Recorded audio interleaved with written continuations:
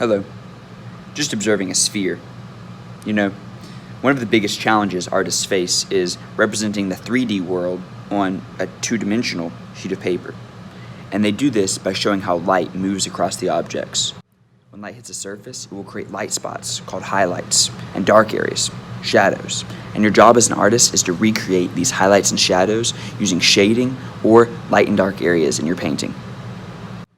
Let's see if we can use paint to recreate 3 dimensions, highlights, and shadows on 3 simple subjects: a cylinder, a cube, and a sphere. Let's get started. I'll start off by painting a wash in a background.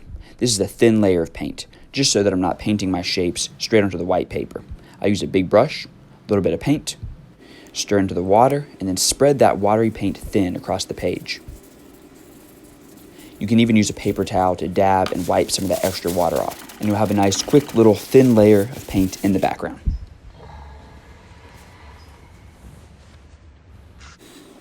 A medium brush and a dip of paint is all you need to create your first shape. My first shape is going to be a cylinder. I'm going to start by getting the sides figured out and the height. Then I'm going to put a curve on the top and a curve on the bottom to give it that 3D look. Now it's time for a shadow. A thin brush and black paint, a line of black paint down the right side, and then blending and fading that paint into the right. As you blend, use a towel to wipe any extra black paint off of your brush so that the black paint doesn't take over the entire cylinder. After you've blended in your shadows, you'll be ready to add your highlight. A dip of white paint and a line down the left side of the cylinder, and then fade that line into the left, and fade to the right towards the shadow side of the cylinder as well. You may need to go back and add a little bit more white to really pop the highlight on the cylinder. Add a little highlight on the top side and a little shadow on the top left. And now all this cylinder needs is a cast shadow. A little bit of black paint and water, and then dust that watery black paint in a diagonal line at the bottom of the cylinder to create that cast shadow. Don't overdo it with your shadow. Use thin, watery black paint. Beautiful. Now on to the next shape, a cube. Cubes are all about the diagonal lines. Start with a diagonal line that angles up to the left, angle the next one down towards the right, vertical lines on the sides, and then parallel lines on the bottom. And there's the base shape of a cube. Take a dip of white paint and begin to mix it in with the top side of the cube.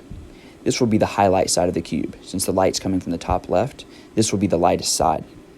Then take a dip of black paint and begin to blend that in with the bottom right side. This will be the shadow side of the cube. Use a few brush strokes of watery black paint to create a cast shadow going towards the bottom left, and your 3D cube will be complete.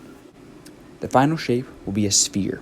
Use a dip of blue paint and fan and spin your brush to begin to create a perfectly round circle.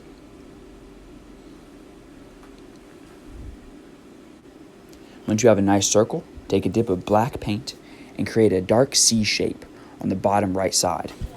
Blend that shadow into the blue base layer of your sphere, working towards the circular highlight on the top left. Add your white for your highlight, and then blend and fade that back down into your shadow, making sure you keep it curved.